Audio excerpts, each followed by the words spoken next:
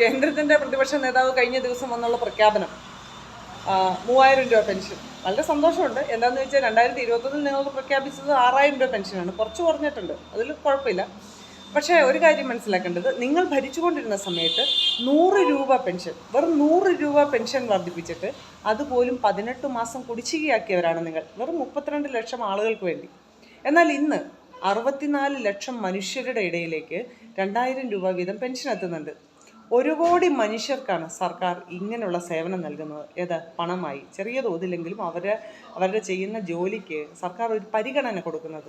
എങ്ങനെയാണെന്ന് ചോദിക്കാൻ, 64 ലക്ഷം മനുഷ്യർ, സാധാരണക്കാർ, വയോജനങ്ങൾ, ഭിന്നശേഷിക്കാർ, വിധവർ, ഇവർക്കായിട്ട് നൽകുന്നത് 2000 രൂപ പെൻഷനാണെങ്കിൽ ഇവിടുത്തെ വീട്ടമ്മമാർ 35 ലക്ഷത്തോളം വരുന്ന BPL, പിങ്ക് കാർഡ്, താഴേക്കിടെയുള്ള ദാരിദ്ര്യരേഖയ്ക്ക് താഴെയുള്ള ആളുകൾ, ഇവർക്ക് വേണ്ടി നൽകുന്നത് 1000 രൂപ വീതം പെൻഷനാണ്.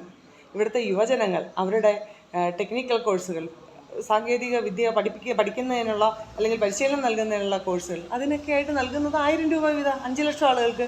അപ്പോൾ തന്നെ എത്രയായി? 1 കോടി 4 ലക്ഷം ആളുകളായി.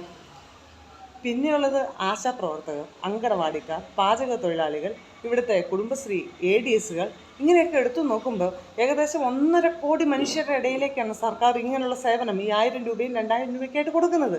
നിങ്ങൾക്കൊരിക്കലും നടക്കാൻ കഴിയില്ലാത്ത കാര്യമാണ്, ഒരിക്കലും നിങ്ങൾ നടക്കില്ല. അതിൽ കേന്ദ്രത്തിൻ്റെ പ്രതിപക്ഷ നേതാവിനേക്കാൾ ഞങ്ങൾ ഇഷ്ടപ്പെടുന്നു കേരളത്തിൻ്റെ പ്രതിപക്ഷ നേതാവിനെ. കാരണം അദ്ദേഹം ആദ്യമേ പറഞ്ഞു, സാമൂഹ്യക്ഷേമ പ്രവർത്തനങ്ങളെല്ലാം ഞങ്ങൾ നിർത്തലാക്കുമെന്ന്. അതിനിടയിൽ കൂടി ഇങ്ങനൊരു തള്ളിൻ്റെ ആവശ്യമുണ്ടോ?